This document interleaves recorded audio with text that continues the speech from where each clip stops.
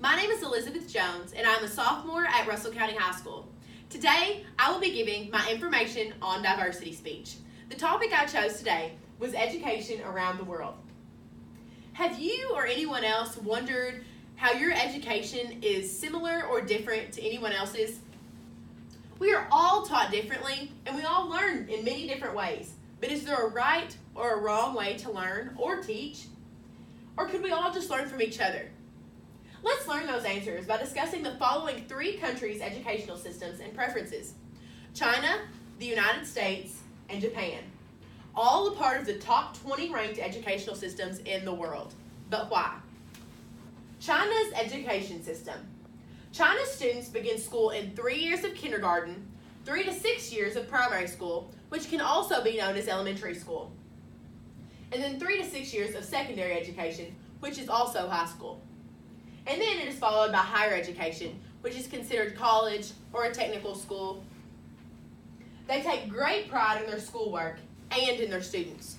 Both teachers, students, and staff are all attentive and very focused on school. Although they go to school for a very long time, they are ranked 14th in the world in their educational system. Why is China 14th in the world in their education? China is high-tech and very innovative. But why and how? They have a very large majority of entrepreneurs, and this builds up their economy, which allows for many electronic and high-tech teaching devices.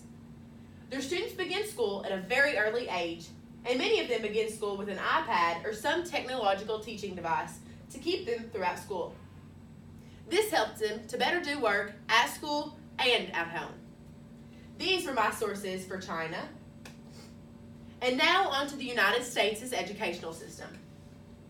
The United States school system is divided into 6 to 7 years of primary school.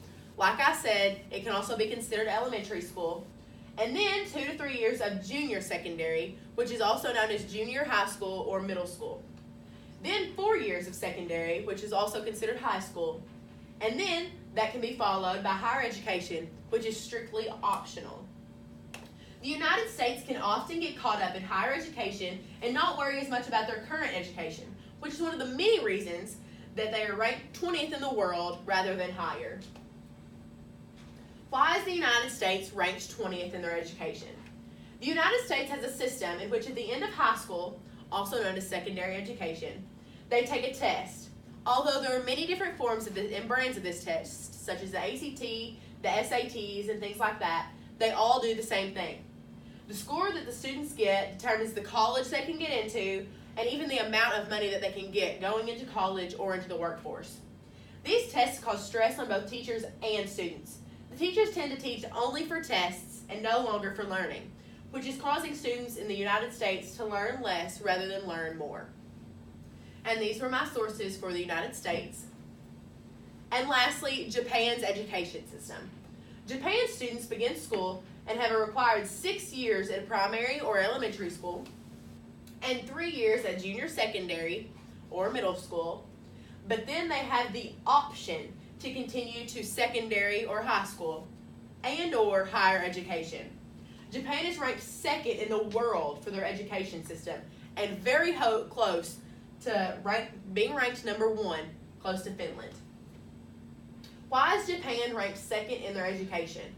Japan leaves the majority of their education, other than the first 9 years, as an option.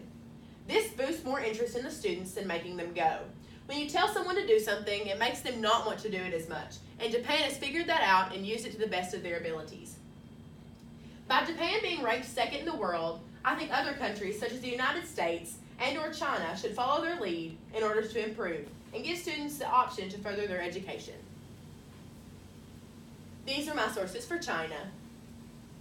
And in conclusion, I hope that through this presentation, you have been better informed on the countries that have the most effective education system, as well as how others can improve.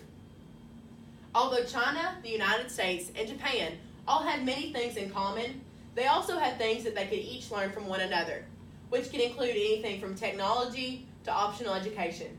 We all have something to learn from each other, and that is part of what makes diversity so beautiful. Thank you.